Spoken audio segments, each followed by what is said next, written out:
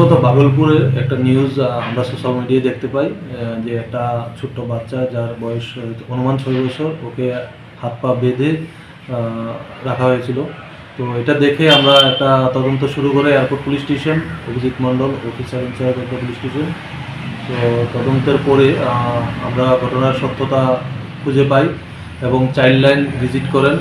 Child লাইনের মেম্বাররা প্রতিনিধি দল ভিজিট করে একটা কমপ্লেইন লজ করেন।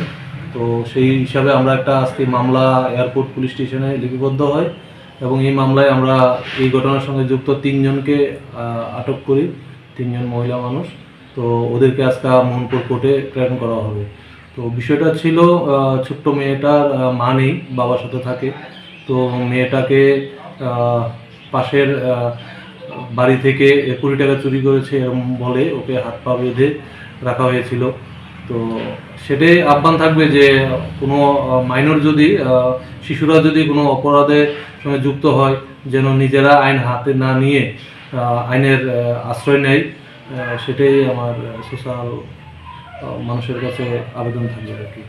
কোর্টে পাঠিয়েছি, এখন আদালত যেটা ভালো মনে করবে সেটাই আমরা অ্যাকসেপ্ট করবো এবং এরকম কিছু হলে আমরা সঙ্গে সঙ্গেই পরবর্তী অ্যাকশানে আমরা প্রস্তুত আছি।